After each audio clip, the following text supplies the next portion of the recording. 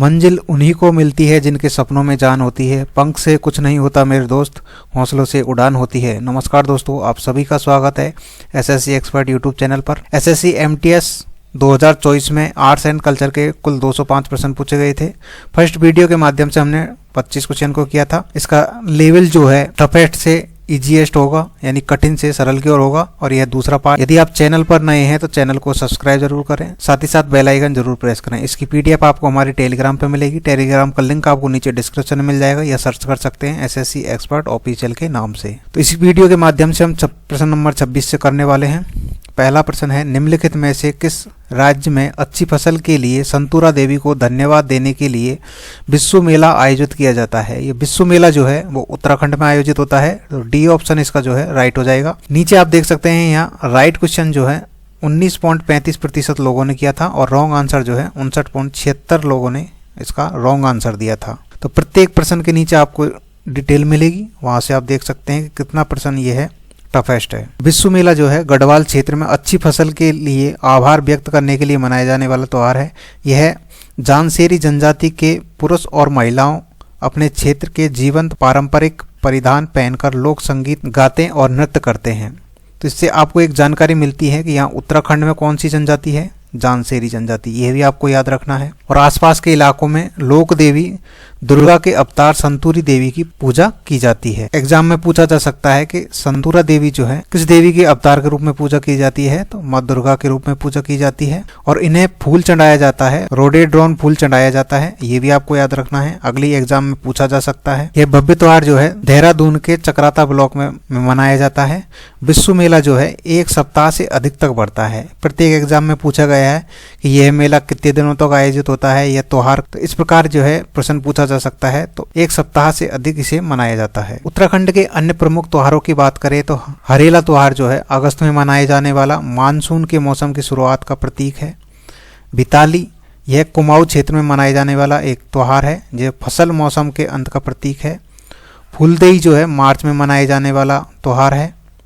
और बस सावित्री जो है जून में मनाए जाने वाला त्योहार है। खतरुआ जो है अगस्त में मनाए जाने वाला, यह है कुमाऊं क्षेत्र में मनाया जाता है। और घुघुतिया जो है सितंबर में मनाए जाने वाला त्योहार है। तो इन त्योहारों के बारे में भी पूछा जाता है, तो इन्हें भी आप याद रखना। नेक्स्ट है, निम्नलिखित में से किस महीने में ओडिशा में कोणार्क नृत्य उत्सव आयोजित किया जाता है? तो यह ओडिशा में दिसंबर माह में किया जाता है, 1 दिसंबर से 5 दिसंबर के मध्य। ओडिशा के कोणार्क में हर साल दिसंबर के महीने में कोणार्क नृत्य महोत्सव आयोजित, और यह जो है 1 से 5 दिसंबर तक आयोजित होता है, यानी कि 5 दिवसीय है। यह भी पूछे जाने की संभावना है कि यह कितने दिन मनाया जाता है। तो यह 5 दिवसीय होता है। ओडिशा के अन्य महोत्सव की बात करें तो यह कलिंग महोत्सव है, राजरानी संगीत महोत्सव है जो हर साल 18 जनवरी से 20 जनवरी तक मनाया जाता है। मुक्तेश्वर नृत्य महोत्सव है। अंतर्राष्ट्रीय रेतकला महोत्सव या रेतकला का महोत्सव मनाया जाता है, यह भी 1 दिसंबर से 5 दिसंबर तक मनाया जाता है कोणार्क में। नेक्स्ट प्रश्न है, मैसूर ब्रदर्स किस संगीत वाद्य यंत्र को बजाने के लिए जाने जाते हैं? तो यह वायलिन के लिए जाने जाते हैं। तो बी ऑप्शन इसका राइट हो जाएगा। मैसूर ब्रदर्स एक भारतीय शास्त्रीय वायलिन वादक जोड़ी है, जिसे मैसूर नागराज और मैसूर मंजूनाथ के नाम से जाना जाता है। यह भी एग्जाम में पूछे जाने की संभावना है। इनका नाम नागराज और मंजूनाथ है। नेक्स्ट है, कौन सी संगीत जोड़ी बनारस घराने की ख्याल गायन वंशावली का हिस्सा है? तो बनारस घराने की ख्याल वंशावली का हिस्सा है राजन और साजन मिश्रा। सी ऑप्शन इसका राइट हो जाएगा। राजन साजन जो है बनारस घराने की ख्याल गायकी के 300 साल पुरानी परंपरा का हिस्सा है। मिश्रा बंधु कई सालों से भारत और दुनिया भर के दर्शकों के लिए प्रस्तुति दे रहे हैं। बनारस तबला घराना इसको विकसित किया था पंडित राम सहाय ने 1780 से 1826 के मध्य में। नेक्स्ट है, कला रामनाथ निम्नलिखित में से किस घराने से संबंधित थी? यह मेवाती घराने से संबंधित है। सी ऑप्शन इसका राइट हो जाएगा। कला रामनाथ एक भारतीय शास्त्रीय वायलिन वादक है। यह मेवाती घराने से संबंधित है, और इन्हें 2016 में जो है संगीत नाटक अकादमी पुरस्कार मिला है। ये भी आगामी एग्जाम में पूछे जाने की संभावना है। अब मेवाती घराने की बात करें तो इसकी स्थापना जो है उस्ताद गग्गे नजीर खान ने की थी। नेक्स्ट है, वासिफुद्दीन डागर निम्नलिखित में से किस शास्त्रीय शैली से जुड़े हैं? वासिफुद्दीन डागर जो है ध्रुपद से जुड़े हैं। डी ऑप्शन इसका राइट हो जाएगा। फयाज वासिफुद्दीन डागर ध्रुपद शैली के एक भारतीय शास्त्रीय गायक हैं। ध्रुपद गायक उस्ताद नासिर फयाजुद्दीन डागर के ये पुत्र हैं। इनके पिता की मृत्यु के बाद में, अपने चाचा की मृत्यु के बाद वासिफुद्दीन ध्रुपद शैली के अकेले गायन रह गए हैं। इन्हें 2010 में पद्मश्री से सम्मानित किया गया है और छोटे डागर बंधुओं के नाम से जाने जाते हैं इनके पिता और चाचा, जिनके नाम है फयाजुद्दीन और जहीरुद्दीन डागर। ये भी आपको याद रखना है, डागर बंधुओं के नाम से जाने जाते हैं। नेक्स्ट है पंडित अरविंद थत्ते निम्नलिखित में से किस घराने से संबंधित है? तो यह मेवाती घराने से संबंधित है। सी ऑप्शन इसका राइट हो जाएगा।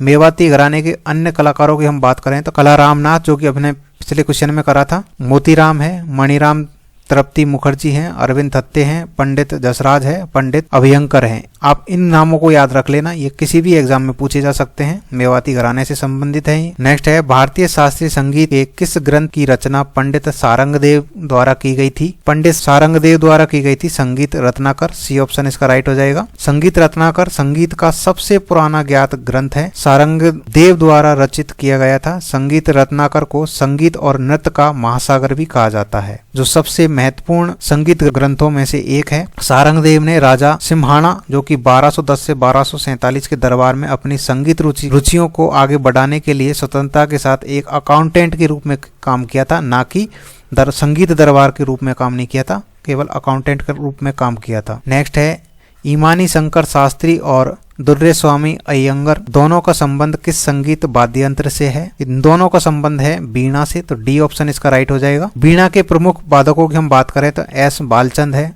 बदरुद्दीन डागर है, कृष्ण भागवतार है, असद अली खान है, जिन्हें रुद्र वीणा के नाम से जाने जाते हैं, विश्व मोहन भट्ट है, मोहन वीणा के नाम से जाने जाते हैं, जिया मोइनुद्दीन डागर है, अय्या गरी श्याम सुंदर धनमल है, ईमानी शंकर शास्त्री और दौराई स्वामी अयंगर हैं। बांसुरी के हम वादकों की बात करें तो हरिप्रसाद चौरसिया, इन्हें पद्म विभूषण मिला था 2000 में।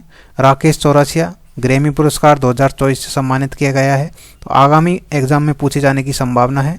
पन्नालाल घोष, बी कुंजमणि, राजेंद्र कुलकर्णी, राजेंद्र प्रसन्ना, एन रामानी, ये बांसुरी के प्रमुख वादक हैं। वायलिन के प्रमुख वादकों की हम बात करें तो इनमें सबसे महत्वपूर्ण है गणेश राजगोपालन, जिन्हें ग्रैमी पुरस्कार 2024 से भी सम्मानित किया गया है। लाडगुडी Jayaram, B G Jog, M Chandrasekharan, N R Muralidharan, M S Gopal Krishnan, T N Krishnan, L Subramaniam, doctor N Rajam प्रमुख वायलिन प्रमुख वादक हैं। नेक्स्ट प्रश्न है अट्टोलू ईदू निम्नलिखित में से किस केंद्र शासित प्रदेश का सांस्कृतिक त्योहार है? तो अट्टोलू ईदू जो है वो लक्षद्वीप का है। सी ऑप्शन इसका राइट हो जाएगा। अट्टोलू ईदू द्वीप महोत्सव, जिसे द्वीप पर्यटन महोत्सव के रूप में जाना जाता है, यह एक 5 दिवसीय उत्सव होता है जो कि 27 से 31 दिसंबर 2024 को विजयपुरम में आयोजित किया जाएगा। नेक्स्ट है सवाई गंधर्व निम्नलिखित में से किस घराने से संबंधित है? तो यह किराना घराने से संबंधित है। सी ऑप्शन इसका राइट हो जाएगा। किराने घराने के अन्य वादकों की हम बात करें तो प्रभा अत्रे है, छन्नलाल है, हीराबाई बड़ोदकर है, सवाई गंधर्व, भीमसेन जोशी, अब्दुल करीम खान, अमजद अली, गंगूबाई हंगन, कुमार गंधर्व, ये किराने घराने के प्रमुख वादक हैं, इन्हें आप याद रख लेना। नेक्स्ट है 2022 में अर्जुन सिंह दुर्वे को निम्नलिखित में से किस भारतीय लोक नृत्य शैली में उनके योगदान के लिए पद्मश्री पुरस्कार से सम्मानित किया गया था? तो इन्हें बेगा के लिए सम्मानित किया गया था। बी ऑप्शन इसका राइट हो जाएगा। अर्जुन सिंह दुर्वे जो है मध्य प्रदेश के बेगा नृत्य शैली में उनके योगदान के लिए 2022 में पद्मश्री से सम्मानित किया गया था। नेक्स्ट है पद्मश्री पुरस्कार विजेता अर्जुन सिंह दुर्वे निम्नलिखित में से किस लोक नृत्य से जुड़े हैं? तो यह बेगा से जुड़े हैं, जो कि मध्य प्रदेश का लोक नृत्य है। डी ऑप्शन इसका राइट हो जाएगा। नेक्स्ट है निशा गांधी उत्सव निम्नलिखित में से किस राज्य में मनाया जाता है? निशा गांधी उत्सव जो है केरल में मनाया जाता है। बी ऑप्शन इसका राइट हो जाएगा।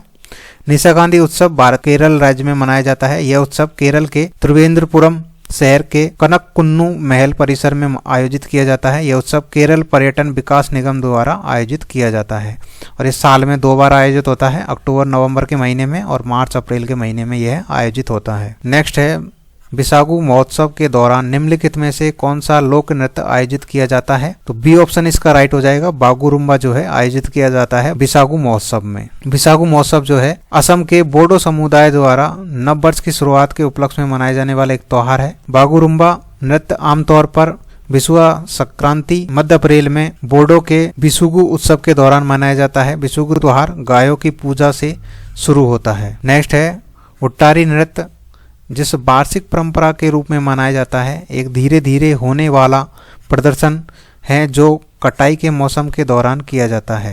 कर्नाटक में होता है, तो ए ऑप्शन इसका राइट हो जाएगा। तारी हट्टारी नृत्य कर्नाटक के सबसे प्रसिद्ध लोक नृत्यों में से एक है। यह मैसूर के कुर्ग जिले में रहने वाले कोडवा लोगों द्वारा केवल फसल के मौसम के दौरान किया जाता है। तो ए ऑप्शन इसका राइट हो जाएगा। नेक्स्ट है बुद्धदेव दास गुप्ता निम्नलिखित में से किस वाद्य यंत्र के प्रसिद्ध वादक हैं? तो ये हैं सरोद के हैं। बी ऑप्शन इसका राइट हो जाएगा। पंडित बुद्धदेव दास गुप्ता सरोद वादन के प्रसिद्ध वादक हैं। उनका जन्म हुआ था 1 फरवरी 1933 को बिहार के भागलपुर में। इन्होंने पंडित राधिका मोहन माइत्रा से सरोद वादन सीखा था और 2012 में इन्हें पद्म भूषण से सम्मानित किया गया है।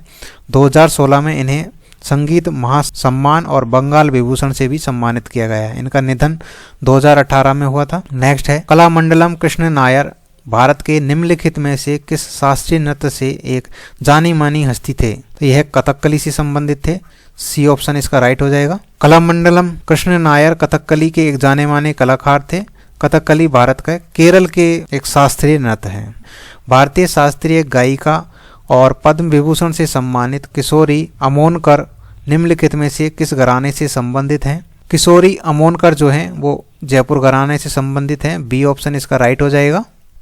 जयपुर घराने के अन्य कलाकारों की हम बात करें तो मल्लिकार्जुन मचूर, किशोरी अनमोलकर, रघुनंदन पंसीकर, अश्वनी देशपांडे, संजय दीक्षित, श्रुति सदोलकर, विद्या गौरी अडकर ये प्रमुख जयपुर घराने से संबंधित हैं। तो इन्हें आप याद रख सकते हैं। रंजनी हेवार का संबंध निम्नलिखित में से किस क्षेत्र से था? तो यह कर्नाटक के संगीतक है।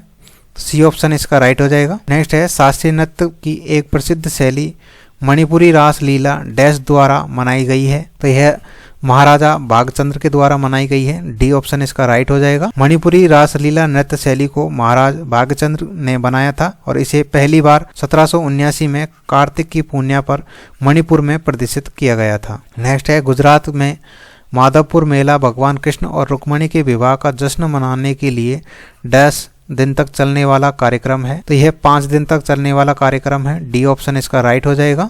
गुजरात के पोरबंदर में आयोजित होने वाला माधवपुर मेला भगवान कृष्ण और रुक्मणी के विवाह के जश्न मनाने के लिए 5 दिनों तक चलने वाला यह कार्यक्रम है। नेक्स्ट है निम्नलिखित में से कौन सी हरिशरणाचार्य की रचना है? तो हरिशरणाचार्य की रचना है व्रत कथा कोश। ए ऑप्शन इसका राइट हो जाएगा। व्रत कथा कोश जैन साहित्य कथा शाखा से जुड़ी कहानियों का संग्रह है। यह शास्त्रीय संस्कृत साहित्य शैली से जुड़ी अहम रचना है। इसके रचयिता हैं हरिशरण आचार्य। लीलावती की हम बात करें तो लीलावती जो है भारतीय गणितज्ञ भास्कर सेकंड द्वारा संस्कृत में रचित गणित खगोल शास्त्र का एक प्राचीन ग्रंथ है। भरत कथा मंजरी की हम बात करें तो भरत कथा मंजरी जो है एक संस्कृत का एक प्रसिद्ध ग्रंथ है। इसे महाकवि क्षेमेंद्र ने लिखा था। और राजतरंगिणी की हम बात करें तो इन्हें लिखा था कलहण ने। नेक्स्ट है प्रसिद्ध डैश वादक पद्मश्री पंडित राजीव थर्रानाथ कर्नाटक राज्य से हैं। तो यह सरोद वादक हैं। ये ऑप्शन इसका राइट हो जाएगा। राजीव तारानाथ इनका जन्म हुआ था 1932 में और 11 जून 2024 को इनका देहांत हो गया, जो एक भारतीय शास्त्रीय संगीत के सरोद बजाते थे। इन्हें वर्ष 2019 में पद्मश्री से भी सम्मानित किया गया है। नेक्स्ट है कृष्णराव शंकर पंडित निम्नलिखित में से किस संगीत घराने से संबंधित है? यह प्रश्न एमपी पुलिस एसआई में भी पूछा गया है और यह एसएससी एमटीएस में भी आया है। इसका राइट आंसर हो जाएगा ऑप्शन ए, ग्वालियर घराने से संबंधित है। ग्वालियर घराने अन्य कलाकारों की हम बात करें तो नाथन पीर बख्श, पंडित कृष्णराव शंकर, पंडित विष्णु दिगंबर पुलस्कर, अंकुरनाथ ठाकुर, बालकृष्ण करंजीकर, तानसेन ये प्रमुख कलाकार हैं ग्वालियर घराने के। इस वीडियो के माध्यम से हमने प्रश्न नंबर 26 से 50 तक किए हैं। नेक्स्ट वीडियो में हम आगे करने वाले हैं। यदि वीडियो अच्छी लगी है तो वीडियो को शेयर जरूर करें। यदि आप चैनल पर नए हैं तो चैनल को सब्सक्राइब जरूर करें और पीडीएफ आपको हमारे टेलीग्राम पर मिल जाएगी। डिस्क्रिप्शन में आपको लिंक मिल जाएगा। धन्यवाद।